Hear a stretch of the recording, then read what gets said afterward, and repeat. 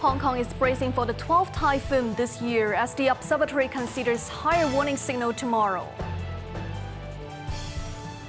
The police force considers future implementation of facial recognition technology in expanding surveillance network.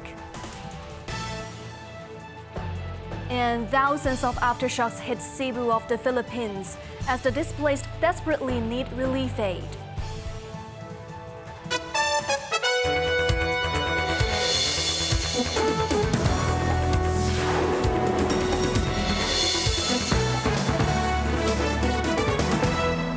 Good evening, you're watching Cable News. I'm Evelyn Bai. The observatory issued a standby signal number 1 at 7:40 p.m. as Tropical Cyclone Matmo moves closer to the city, and we evaluate whether to raise the signal tomorrow afternoon. Despite bringing fine and very hot weather to the city on Friday, Matmo is expected to move toward the vicinity of Lejo Peninsula to the eastern part of Hainan Island over the weekend and intensify gradually. The weather will become increasingly unstable from tomorrow through Sunday, with strong winds, large waves, and occasional squally showers, according to the weather watchdog. Bowie Chan, the observatory's scientific officer, said that while Matmo may weaken as it crosses Luzon, it could gradually develop once it reaches the South China Sea, and its intensity remains uncertain. Matmo is the 12th tropical cyclone to trigger a typhoon warning in the city this year, breaking the record since 1946. Sunny periods and 1 or 2 showers on the Mid-Autumn Festival and in the following days. Security Secretary Chris Tang revealed that the police are exploring the addition of facial recognition technology to security cameras across the city.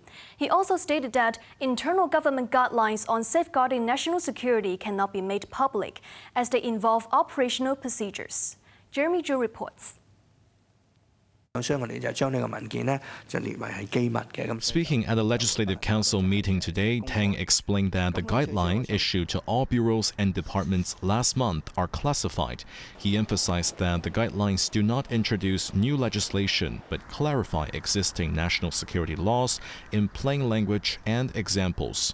Meanwhile, as nearly 4,000 surveillance cameras have been installed citywide under the police's Smart View initiative, the Security Bureau plans to expand this network to 60,000 cameras by 2028, covering all of Hong Kong. When questioned by lawmakers about implementing facial recognition technology to assist police investigations, the security chief noted that the initiative already utilizes technologies such as crowd estimation at the Kai Tak Sports Park and license plate recognition. He described facial recognition as an inevitable next step, enabling continuous tracking of suspects without manual review of footage, adding that the police are studying the resources and practical applications for this technology. Jeremy Zhu, Cable News. At the official launch of the Northern Link project, the MTR vowed strict oversight to ensure the construction meets safety and quality benchmarks, while weighing the use of mainland and international standards. Jimmy Liu has the story. Ready? 3, 2, 1. Among those officiating at the groundbreaking ceremony was MTR Chairman Rex Ao-Yeung, Transport Chief Mabel Chen, and Beijing Liaison Office Representative Wang He. The Northern Link will be the major transport for Northern Metropolis, connecting East Rail Line and Tuen Ma Line. Along with Huanggang Port Spur Line, the whole project will be developed in 2 phases with an aim to commence service by 2034. The rail operator has already signed an agreement with the government for the first phase and is currently in talks regarding the second. Chen expressed hope that the project can incorporate the best essence and highest standards from both mainland and overseas. Echoing the government, MTR officials welcomed such applications, citing their global and mainland experience. There are examples of concrete structures, steel structures, where we will be looking to apply these standards both across the Part 1 works as well as the upcoming Part 2 works. The MTR was asked about a subcontractor allegedly supplying counterfeit bricks for its other rail station construction. The company stressed that it has very stringent requirements for contractors and subcontractors in meeting standards and proving compliance. The Shoimei Road site in Yunlong will be where the first large-scale tunnel boring machine is set up to start digging for the Northern Link. Jamie Liu, Cable News.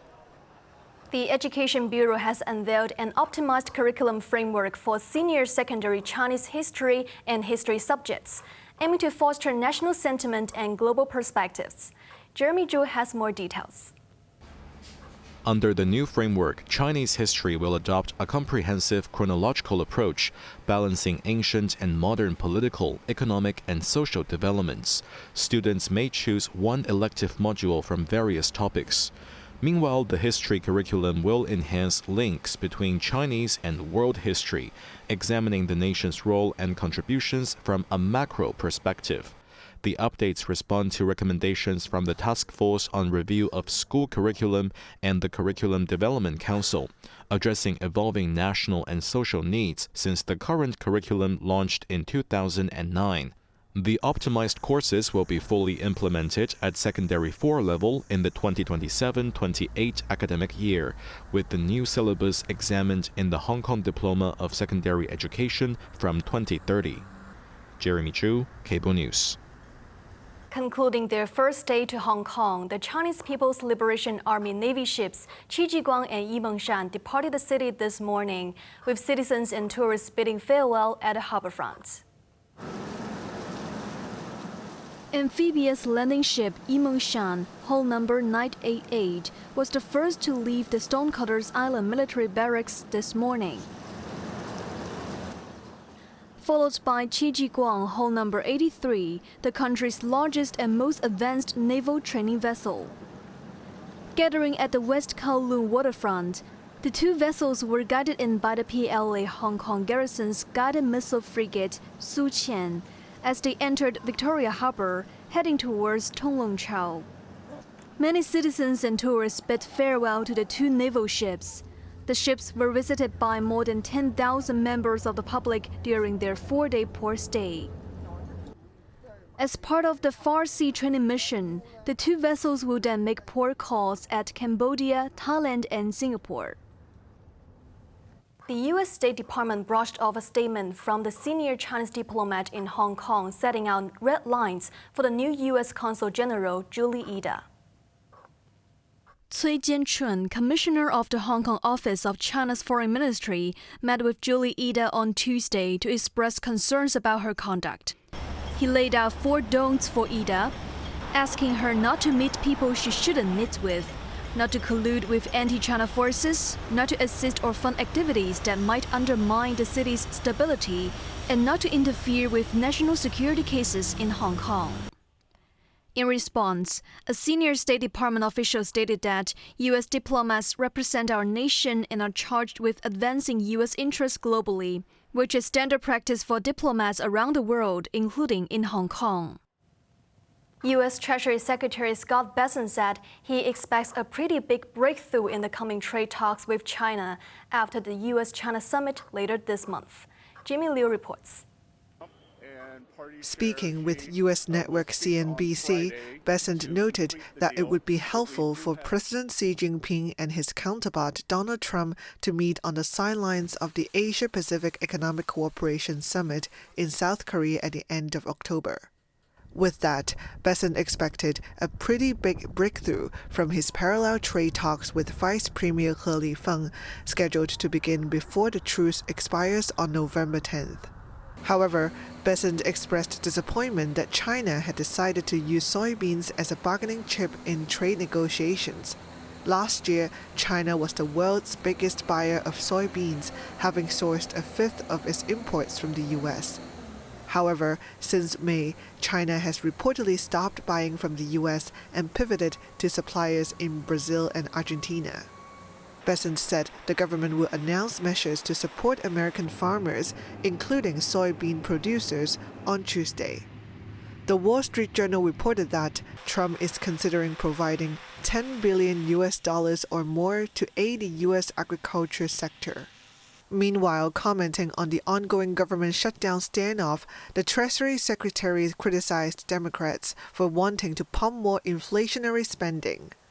White House Press Secretary Caroline Leavitt said the government is preparing for mass firings of thousands of federal workers rather than simply furloughing them. Jamie Liu, Cable News.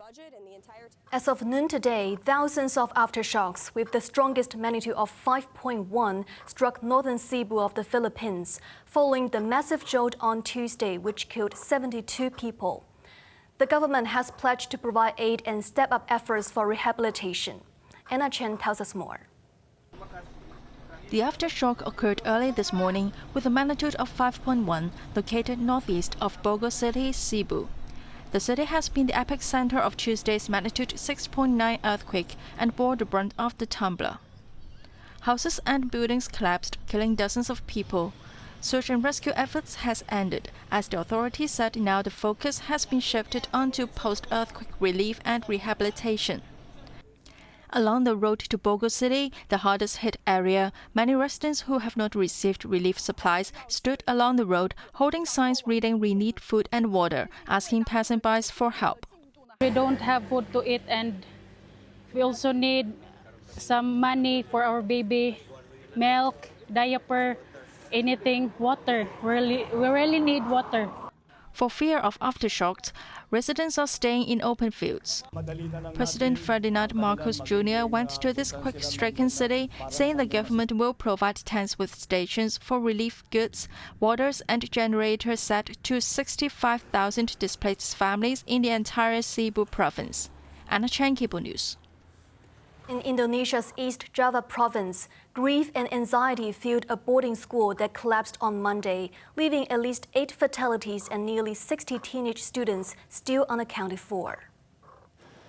Families of those still missing have gathered around the site of the collapsed Islamic boarding school, clinging to hopes of finding survivors as they await updates from rescue teams. After 72 hours, the chances of finding anyone alive declined substantially. The country's disaster agency reported yesterday that no further signs of life have been detected beneath the debris. The authorities then decided to start using heavy machinery to move large sections of a collapsed school. The building originally had 2 stories, but it had been expanded to 4 stories without a permit. Local police said it could not support the additional weight, ultimately causing the collapse.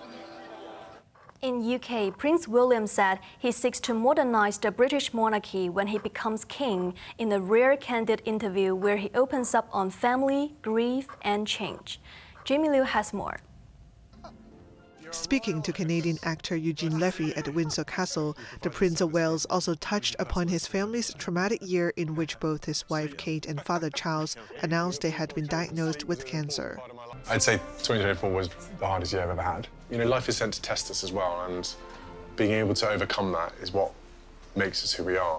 William admitted that he sometimes felt overwhelmed by family matters and vowed to keep his children safe from any excessive media intrusion. He reflected on his late grandparents, saying there's been quite a bit of change since they were gone. Jamie Liu, Cable News.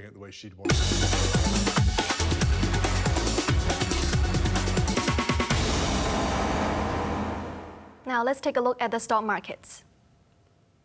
The Hang Seng Index ended the day down 146 points. Top active stocks of the day. Alibaba was up $2, Tencent was down $3. Meituan was up 30 cents, Xiaomi was down 80 cents. Foreign exchange against the Hong Kong dollar. Canadian dollar 5.57, Australian dollar 5.13. On to the weather now. Mainly fine, very hot during the day.